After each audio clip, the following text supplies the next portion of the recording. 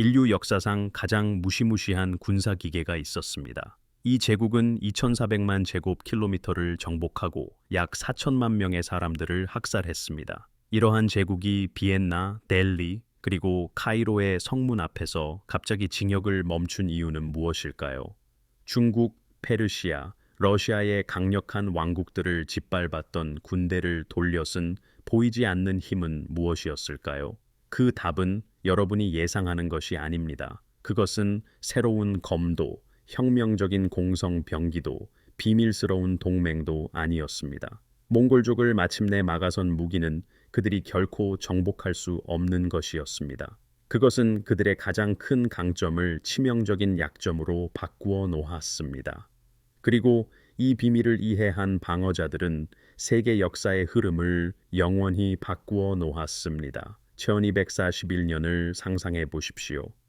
15만 명에 달하는 몽골군은 헝가리의 모히 전투에서 연합 유럽군을 막 전멸시켰습니다. 단 하루 만에 약 10만 명의 기독교 기사와 병사들을 죽였습니다. 벨레오사스의 국왕은 몽골 기병이 헝가리 평원을 질주하자 공포에 질려 도망쳤습니다. 비엔나는 무방비 상태였습니다. 그 너머에는 부유한 프랑스, 잉글랜드, 신성 로마 제국 왕국들이 있었습니다. 이들에게는 다가올 위협에 전혀 대비하지 못했습니다. 당시의 모든 군사 분석가들은 다음에 무슨 일이 일어날지 알고 있었습니다. 몽골군은 다른 모든 것을 휩쓸었듯이 서유럽을 휩쓸 것이었습니다. 그들을 막을 수 있는 군대는 없었습니다. 그들이 뚫을 수 없는 요새도 없었습니다. 그들이 이미 패배시키지 않은 전술도 없었습니다. 하지만 몇 달 안에 몽골군은 방향을 돌려 동쪽으로 되돌아갔습니다. 그들은 대규모로 다시는 돌아오지 않았습니다. 왜일까요? 공식적인 이야기는 데칸 오고타이가 사망했기 때문이라고 말합니다. 장군들은 후계자 선정을 위해 돌아가야 했습니다. 하지만 여기에 반전이 있습니다. 몽골 공식 기록에 접근할 수 있었던 몽골 연대기 작가 라시드 A.S. 다인 따르면 헝가리에 있던 누구도 오고타이가 죽었다는 것을 알기 전에 철수가 시작되었습니다. 다른 어떤 일이 벌어지고 있었습니다. 몽골족이 인정하고 싶지 않은 일이었습니다. 그것은 겉보기에 무적처럼 보이던 전쟁 기계의 핵심에 있는 취약성을 드러냈습니다. 몽골족을 막아선 것이 무엇인지 이해하려면 먼저 그들을 막을 수 없게 만든 것이 무엇인지 이해해야 합니다. 1206년 태무진이라는 이름의 전사가 분열된 몽골 부족들을 통합했습니다. 그는 보편적인 통치자를 의미하는 징기스 칸이라는 칭호를 얻었습니다. 그는 태평양에서 흑해까지 뻗어 있는 광대한 초원지대를 물려받았습니다. 그는 그곳을 중세 전쟁에서 가장 효율적인 살육장으로 바꾸어 놓았습니다. 몽골군은 단순히 병사들만이 아니었습니다. 그것은 전쟁의 전체 생태계였습니다. 각 전사는 5마리에서 7마리의 말을 타고 이동했습니다. 이로 인해 그들은 하루에 80에서 100km를 이동할 수 있었습니다. 이는 어떤 유럽군보다도 3배나 빠른 속도였습니다. 그들은 전적으로 가축에 의존하여 생활했습니다. 필요할 때에는 발효된 암말 젖을 마시고 말고기를 먹었습니다. 그들은 보급선도, 수송대도, 취약한 보급체계도 필요로 하지 않았습니다. 말발굽 아래 풀이 자라는 한 그들은 막을 수 없는 자연의 힘이었습니다. 그들의 군사 전술 또한 혁명적이었습니다. 몽골 투메는 1만 명의 기마병으로 구성된 부대였습니다. 그들은 무자비한 정확성으로 작전했습니다. 200m 거리에서 갑옷을 뚫을 수 있는 복합궁으로 무장한 경기병은 멀리서 적들을 괴롭혔습니다. 적의 대형이 무너지면 중기병이 결정타를 날렸습니다. 그러나 그들의 가장 파괴적인 무기는 심리적인 것이었습니다. 징기스칸은 간단한 규칙을 세웠습니다. 항복한 도시는 살았고 저항한 도시는 죽었습니다.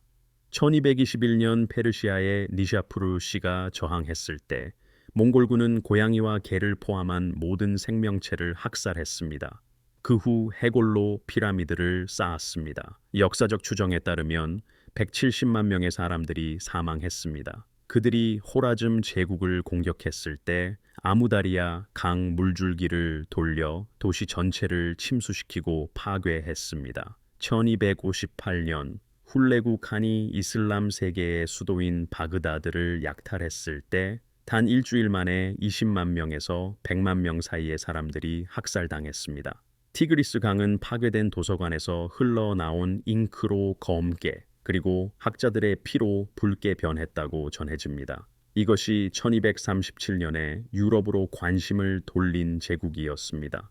징기스의 손자 바투칸과 역사상 가장 위대한 군사령관으로 불리는 뛰어난 전략가 수부타이의 지휘 아래 몽골군은 나시 밀바틀 베드 러시아를 휩쓸었습니다. 인구 5만 명의 키예프는 200명의 생존자로 줄어들었습니다. 1241년 4월 9일 폴란드에서 몽골군은 위장 후퇴를 사용하여 헨리 2세 공작을 레그니차 전투의 매복으로 유인했습니다. 2만 5천 명의 폴란드 독일 연합군이 파괴되었습니다. 몽골군은 희생자들의 잘린 귀로 9개의 자루를 채웠습니다. 이틀 후 모히 전투에서 그들은 나폴레옹 전쟁까지 다시 볼 수 없는 전술적 천재성을 보여주었습니다. 수부타이는 2만 명의 병력을 나누어 한 분견대를 강제 야간 행군으로 헝가리군 뒤편을 우회하게 했습니다. 그리고 새벽에 적을 사요 강에 몰아붙였습니다. 약 6만 명에 달하던 헝가리군은 거의 전멸당했습니다. 중앙 유럽은 그들 앞에 무방비로 놓여 있었습니다. 그러나 1242년이 되자 모든 것이 바뀌었습니다. 2016년 사이언티픽 리포트에 발표된 유라시아 5개 지역의 현대적인 나이테 분석은 뭔가 특별한 것을 밝혀냈습니다.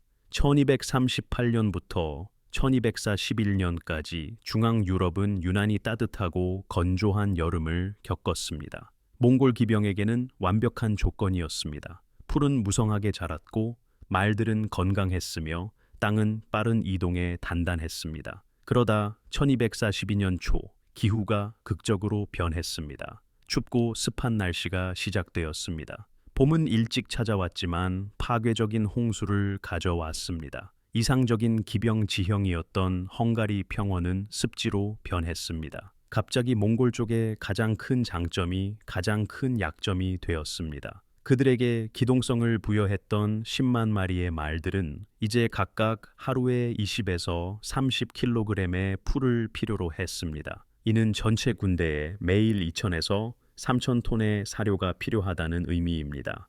그러나 목초지는 물에 잠기고 있었습니다. 겨울에 약해지고 충분한 풀을 찾을 수 없었던 말들은 지쳐 쓰러지기 시작했습니다. 역사 기록들은 몽골족의 커져가는 좌절감을 묘사합니다. 그들은 돌성을 포위했지만 그들의 공성병기들이 진흙투성이 지형에 빠지는 것을 발견했습니다. 그들은 기병 습격을 보냈지만 말들이 늪에 빠지는 것을 보았습니다. 요새 안에 숨어있던 유럽 방어자들은 공개 전투를 감수할 필요가 없었습니다. 그들은 그저 기다리기만 하면 되었습니다. 기근이 몽골 진영을 덮치기 시작했습니다. 시골 지역은 너무나 철저히 황폐해져서 약탈할 식량이 거의 없었습니다. 1242년 헝가리에는 대기근이 닥쳤습니다. 여러 연대기에 기록된 이 기근은 승자와 패자 모두에게 영향을 미쳤습니다. 불과 몇 달 전까지만 해도 초자연적인 악마처럼 보였던 몽골 쪽은 중앙 유럽이 감당할 수 없는 생태계에 의존하는 필멸자임이 드러났습니다. 1242년 3월 오고타이가 전년도 12월에 사망했다는 소식이 마침내 도착했을 때 그것은 바투칸에게 필요한 구실을 주었습니다. 몽골족은 새로운 칸을 선출하기 위해 쿠릴타이에 참석해야 해서 철수한 것이 아니었습니다. 바투는 실제로 몽골로 돌아가지 않았습니다. 그들의 침략이 지속 불가능해졌기 때문이었습니다. 나이테에 보존된 날씨 데이터는 1242년이 이 지역에서 100여 년 만에 가장 습한 해였음을 증명합니다. 있는 헝가리에서 대규모 기병대를 유지하기에 가장 나쁜 시기였을 것입니다. 그러나 이야기는 유럽에서 끝나지 않습니다. 동쪽으로 수천 킬로미터 떨어진 곳에서 이집트와 인도의 방어자들은 몽골 쪽의 아킬레스건에 대해 같은 교훈을 배우고 있었습니다. 그들은 그 약점을 무기화하는 방법을 배우고 있었습니다. 1258년 징기스의 또 다른 손자인 훌레구 칸은 15만 명의 몽골군을 이끌고 페르시아에서 이집트 남서부로 향했습니다. 그들은 바그다드를 너무나 철저하게 파괴하여 그 도시는 700년 동안 이전의 영광을 되찾지 못했습니다. 시리아가 다음으로 함락되었습니다. 1260년 3월 1일 다마스쿠스는 저항 없이 항복했습니다. 기독교 예루살렘 왕국은 몽골족과 동맹을 맺었습니다. 그들은 몽골족이 그들의 이슬람 적들을 파괴해 주기를 바랐습니다. 맘루크 술탄국이 통치하는 이집트는 운이 다한 것처럼 보였습니다. 그러나 맘루크족은 어떤 유럽 왕국도 이해하지 못한 중요한 것을 시사하려고 했습니다. 그것은 몽골족이 강한 곳에서 싸우지 않고 당신이 강한 곳에서 그들을 싸우도록 강제해야 한다는 것이었습니다. 맘루크족은 그들 자체가 잔혹한 군사적 선발의 산물이었습니다. 맘루크라는 단어는 소유도엔 또는 노예를 의미합니다. 이들은 남부 러시아의 킵차크 스텝 지역에서 포획된 소년들이었습니다. 이 지역은 많은 몽골 전사들을 배출했던 곳과 같았습니다. 카이로의 엘리트 군사 학교에서 13살부터 훈련받은 그들은 단지 싸우는 법뿐만 아니라 전략적으로 생각하는 법을 배웠습니다. 그들의 지도자 술탄 쿠투즈는 몽골족이 왕국들을 연이어 파괴하는 것을 보았습니다. 그는 그들이 항상 이기는 이유를 정확히 알고 있었습니다. 1260년 7월 훌레구가 기독교 장군 키트부카 노얀의 지휘 아래 1만 명에서 2만 명 사이의 병력을 팔레스타인으로 보냈을 때 쿠투즈는 자신의 기회를 보았습니다. 훌레구의 주력군 대부분은 페르시아로 철수했습니다. 이는 나중 몽골 기록에 따르면 그들의 말에게 충분한 목초지를 찾아야 했기 때문이었습니다. 시리아와 팔레스타인의 건조한 지형은 몽골족에게 기동성을 부여하는 대규모 가축대를 지탱할 수 없었습니다. 쿠투즈는 1260년 7월 26일 약 2만 명의 병력을 이끌고 카이로에서 북쪽으로 진군했습니다. 그러나 그는 전투에 들어가기 전에 중요한 전략적 결정을 내렸습니다. 그는 아크레를 점령하고 있던 기독교 십자군과 협상하여 그들의 영토를 통과하는 것뿐만 아니라 적극적인 지원을 확보했습니다. 몽골족이 저항하는 도시에 무슨 짓을 했는지 보았던 십자군들은 맘루크군에게 식량을 보급해 주었습니다. 더욱 중요하게는 쿠투즈는 몽골족이 골리앗의 샘, 아인 잘루트에서 결전을 벌이기로 선택했다는 것을 알았을 때 그들을 잡았다는 것을 직감했습니다. 전장은 키트부카에 의해 선택되었는데 그곳에 물과 말들을 위한 약간의 목초지가 있었기 때문이었습니다. 그러나 맘루크군의 사령관 바이바루스는 이전에 이 지역에 살았습니다. 그는 1223년경 바이바루스 알분둑다리로 태어나 소년 시절 노예로 팔려 엘리트 중의 엘리트인 바흐리 연대에서 훈련받았습니다. 그는 모든 언덕, 모든 와디, 기병을 숨길 수 있는 모든 장소를 알고 있었습니다. 전투 전에 맘루크 척후병들은 팔레스타인 전역의 몽골군 진지 주변 초원들을 체계적으로 불태우기 시작했습니다. 1260년 9월 3일 두 군대는 이제르엘 계곡의 아인 잘루트에서 만났습니다. 몽골군은 그들이 항상 그랬듯이 먼저 공격했습니다. 복합궁에서 화살을 쏘아대는 기마 궁수들의 물결로 공격했습니다. 그들의 전술은 자신들보다 10배나 큰 군대들을 파괴했습니다. 그러나 바이바루스는 함정을 준비했습니다. 그는 소규모 선봉대를 이끌고 나아가 몽골군과 기동전을 벌였습니다. 그리고 위장 후퇴를 실행하여 몽골군을 계곡 더 깊숙이 유인했습니다. 몽골군은 패주하는 적을 추격한다고 생각하고 그를 뒤쫓아 질주했습니다. 그리고 쿠투즈가 함정을 발동했습니다. 고지대와 나무들 사이에 숨어있던 맘루크 주력군은 몽골군의 측면을 향해 돌격했습니다. 맘루크족은 수년 동안 몽골 전술을 연구하며 배웠습니다. 그들은 충격 전투를 위해 특별히 사육된 더 크고 강한 말을 탄 중기병을 사용했습니다. 그들은 근접 백병전을 위해 고안된 창, 검, 철퇴를 휴대했습니다. 그리고 14세기 아랍 군사 논문에 따르면 그들은 다른 것을 가지고 있었습니다. 그것은 미드파라고 불리는 초기 휴대용 대포였습니다. 이 원시적인 화약 무기는 원거리에서 확실하게 적을 죽일 수는 없었습니다. 하지만 중요한 일을 해낼 수 있었습니다. 그들은 몽골 말들을 겁먹게 했습니다. 큰 폭발음과 연기는 정교하게 훈련된 몽골 말들을 공황 상태에 빠뜨렸습니다. 전투는 여러 시간 동안 격렬하게 계속되었습니다. 당대의 기록들은 쿠투즈의 좌익이 몽골군의 압력으로 무너지기 시작하던 위급한 순간을 묘사합니다. 술탄은 부하들이 자신의 얼굴을 볼 수 있도록 투구를 벗어던졌습니다. 그는 3번 와 이슬라마라고 외쳤습니다. 이는 오 나의 이슬람이여 라는 뜻이었습니다. 그는 직접 기병대를 이끌고 몽골군 진영으로 돌격했습니다. 사령관이 두려움 없이 신앙을 외치는 모습은 전세를 뒤바꾸었습니다. 맘루크족의 더 무거운 갑옷과 무기 또한 근접 전투에서 유리하게 작용했습니다. 키트부카는 전투에서 사망했습니다. 그는 화살에 맞아 쓰러지거나 생포되어 참수당했습니다. 몽골군은 흩어져 13km 떨어진 베이산으로 도망쳤습니다. 맘루크족은 끈질기게 추격했습니다. 몽골군이 베이산에서 저항하려 했을 때 그들은 다시 한번 격파당했습니다. 키트부카의 병력은 10,000명에서 20,000명 사이였으며 대부분이 전사했습니다. 맘루크족도 막대한 사상자를 냈습니다. 하지만 그들은 전례 없는 일을 달성했습니다. 맘루크족은 몽골 제국의 첫 번째 주요하고 영구적인 패배를 안겨주었습니다.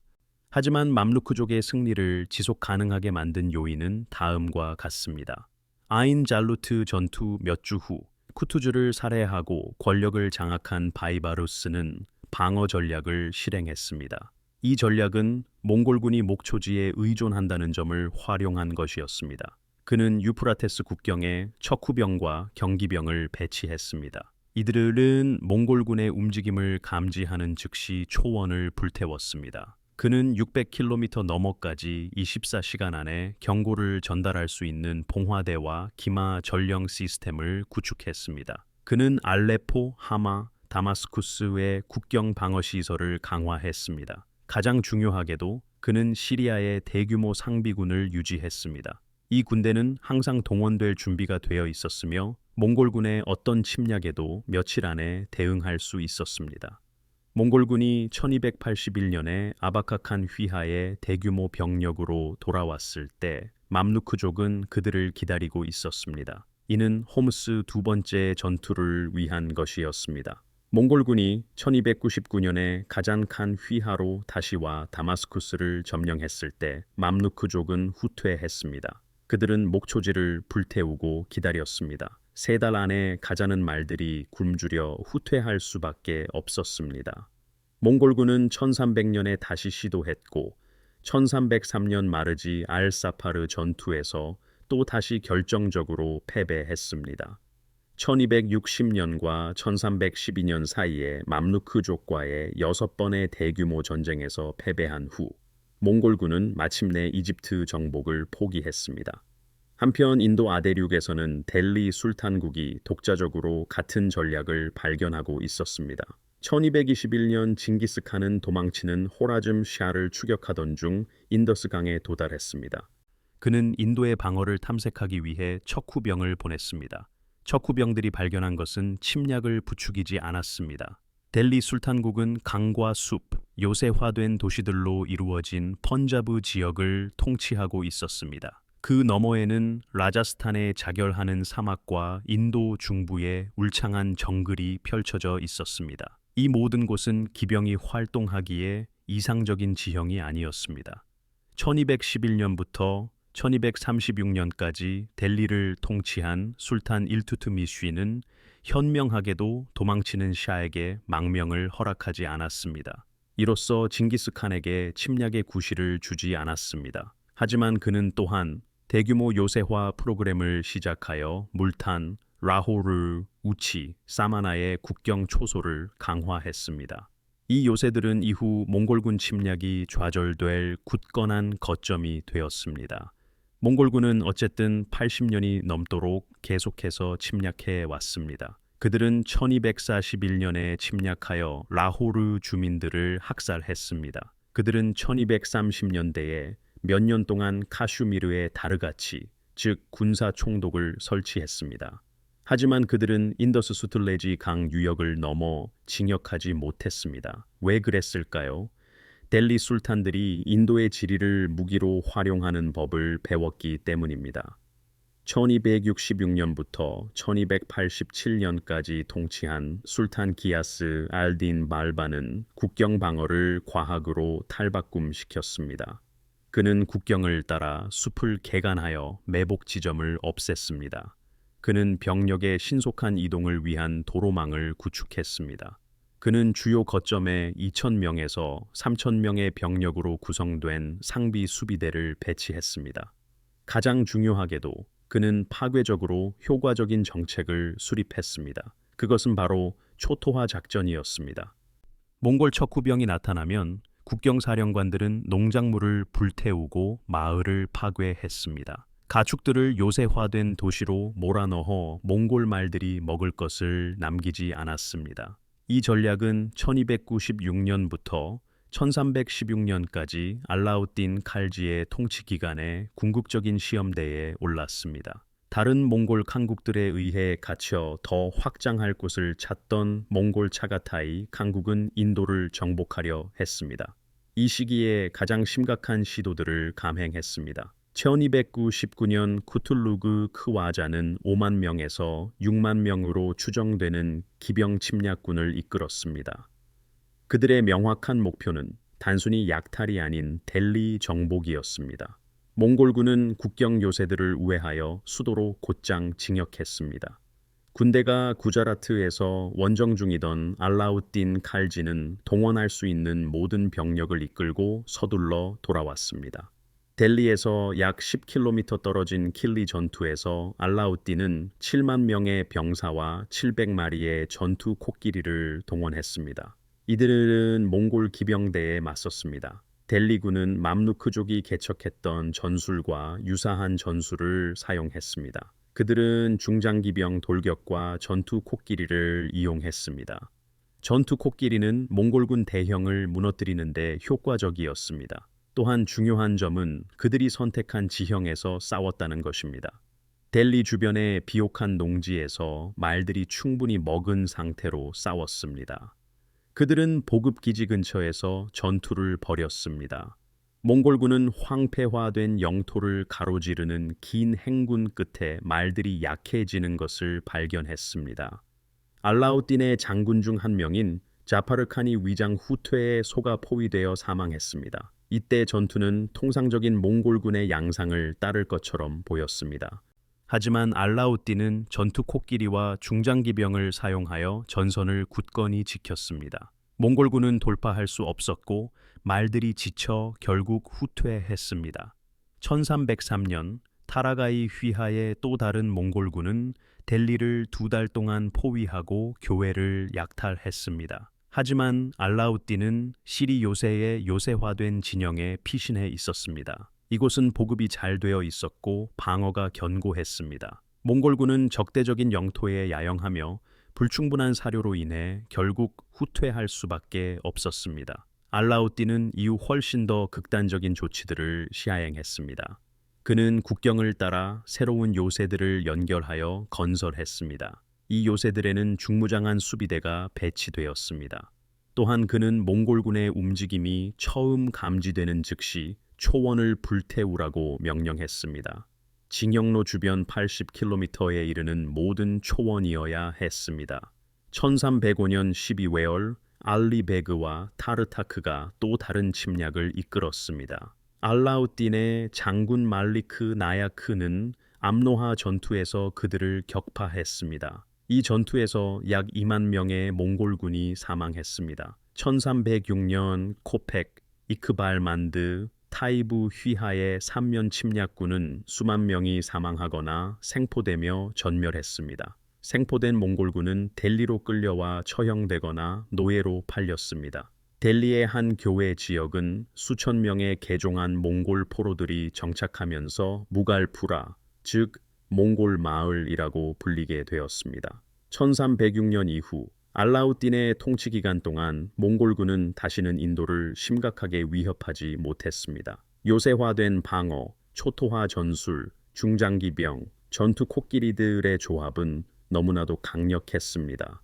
지친 말들을 상대로 익숙한 지형에서 싸웠습니다. 이는 몽골군의 전쟁 기계에게도 벅찬 것이었습니다. 놀라운 점은 세계의 완전히 독립적인 문명들이 몽골 체제의 동일한 근본적인 약점을 독자적으로 발견했다는 것입니다. 유럽 왕국들, 맘루크 술탄국, 델리 술탄국이 그 문명들입니다. 몽골군은 더 나은 무기나 우월한 전술 때문에 패배한 것이 아니었습니다. 그들은 생태학적 요인으로 인해 패배했습니다. 10만 마리의 말로 이루어진 군대는 매일 2,000에서 3,000 톤의 사료가 필요했습니다. 중앙아시아의 광활한 스텝 지역에서는 풀이 무성하고 자유롭게 자랐기에 이는 지속 가능했습니다. 하지만 유럽의 숲, 팔레스타인의 건조한 사막, 혹은 강으로 나뉜 인도의 땅에서는 그것이 불가능해졌습니다. 몽골군이 말들을 지탱할 수 있는 지형을 넘어 진격하는 순간 그들은 취약해졌습니다. 그리고 방어자들이 이를 이해하는 순간 그들은 그것을 무기로 바꿀 수 있었습니다. 초원을 불태우십시오. 요새화된 진지에서 기다리십시오. 말들이 약해지고 보급품이 부족해졌을 때 몽골군을 당신의 시간표에 맞춰 싸우게 하십시오. 이렇게 하면 인류 역사상 가장 무시무시했던 군대도 필멸의 존재가 되었습니다. 이러한 패배의 결과는 여러 세기에 걸쳐 파급되었습니다. 만약 몽골군이 1242년에 서유럽을 정복했다면 르네상스는 결코 일어나지 않았을 것입니다. 피렌체, 베네치아, 파리의 예술적, 지적 보물들은 바그다드의 그것들처럼 파괴되었을 수도 있습니다. 만약 그들이 1260년에 이집트를 정복했다면 메카와 메디나의 성스러운 도시들은 함락되었을 것입니다. 이는 이슬람의 발전에 근본적인 변화를 가져왔을 것입니다. 만약 그들이 인도를 정복했다면 훗날 타지마할과 무굴 제국을 탄생시킬 풍부한 문화적 전통은 사라졌을 수도 있습니다. 대신 이 세 문명은 살아남아 적응했고 결국 번성했습니다. 맘루크족은 250년 동안 이집트를 통치하며 이슬람의 학문과 문화를 보존했습니다. 델리 술탄국은 300년이 넘게 인도를 통치한 무굴 제국으로 발전했습니다.